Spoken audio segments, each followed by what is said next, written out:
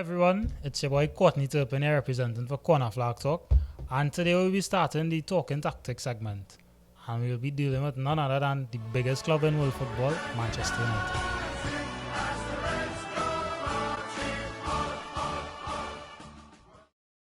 Right, so boom. Today I've decided to break this video up into 3 different parts. Firstly, how he should utilize the current squad. Obviously, Marcus Rashford is missing, and he would need to negate this causing a problem in the squad over the next couple of fixtures. Secondly, how we should utilize the squad when everyone is back and fully fit.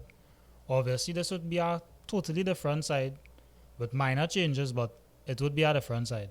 And thirdly, how we should use the squad in big games.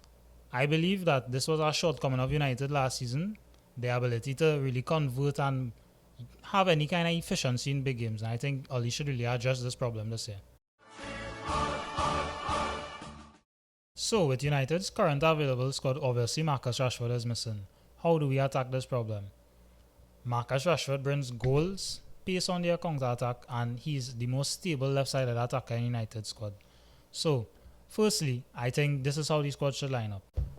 With Paul Pogba on the left-hand side, his added creativity and link-up play with Bruno Fernandes and Luke Shaw would help to create a lot of goal-scoring opportunities for the best goal scorer in world history, Cristiano Ronaldo, and an upcoming Mason Greenwood.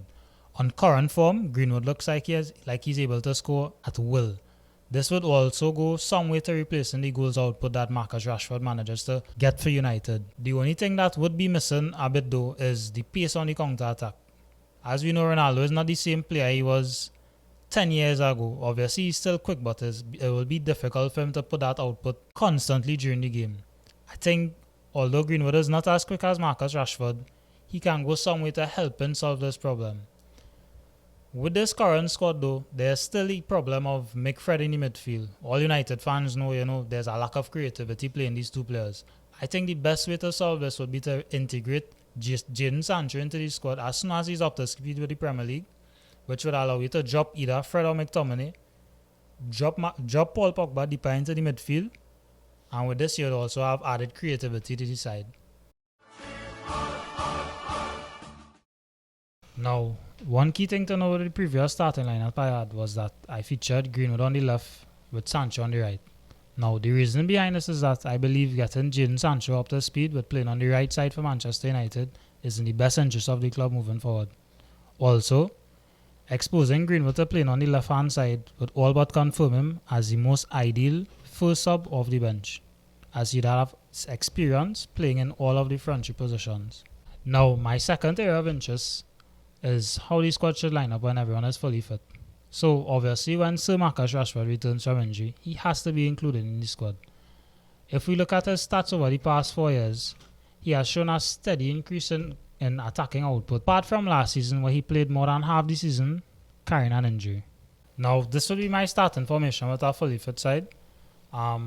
There's some key things to take note of. Firstly, I went with Dean Henderson in goal, as I believe in games where you're going to dominate the ball, he offers a lot more than the here, as he's able to play more as a super keeper, which will enable United to play with a high line.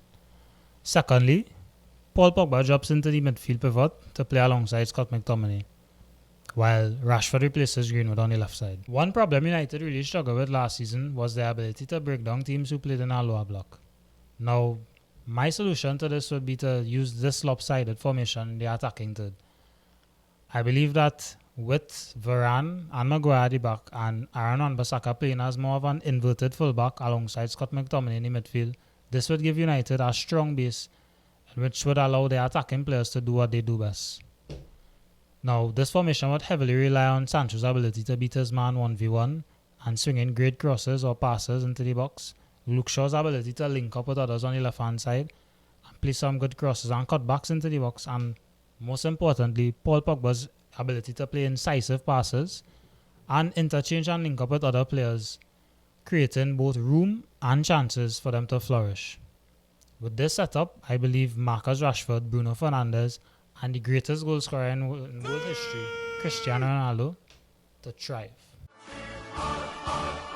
Okay, so the final topic of interest is how United should set up in the bigger games.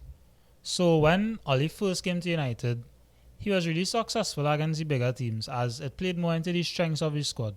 However, last season, United really struggled against the big six, and this is quite simply unacceptable at a club of United's level. Now, my solution to this would be to use this 3-5-2 as a base formation. There's a lot of head scratchers in this formation, in this lineup, but let me explain them to you step by step.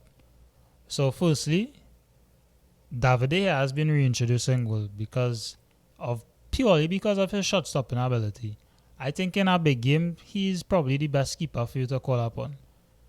Victor Lindelof has been returned to the starting lineup to form a back three with Harry Maguire and Rafael Varane. In midfield, the tried and trusted duo of McTominay and Fred have been brought in to provide the base for the forwards to thrive.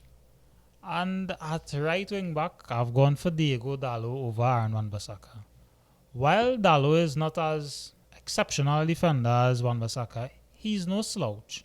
But he has been selected based on what he offers going forward.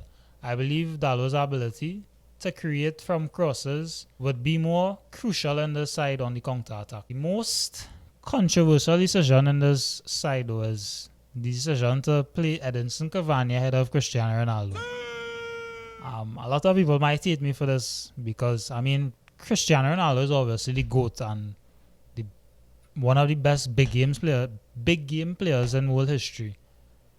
But in this setup, I think Edinson Cavani's willingness to press from the front would be so crucial in United's hopefully dominance in these games. Against sides like Liverpool and Chelsea who focus on building from the back, imagine Cavani and Rashford running on these defenders. That would be brilliant. With all these tactics and setups I've discussed here, it's also key to analyze the manager and see where he needs to improve. So, to me, one of United's key downfalls last season was the lack of rotation in his squad. I believe this led to a lot of players suffering from burnout at the end of the season. Maybe we didn't have the squad depth that he would have liked, which probably forced him to play these players week in, week out. But I think it would be criminal of Ole Gunnar to have this amazing squad depth at his disposal. United have legitimate backups for each position on the field. And as a manager, he should focus on really rotating and making the most out of the squad he has available to him.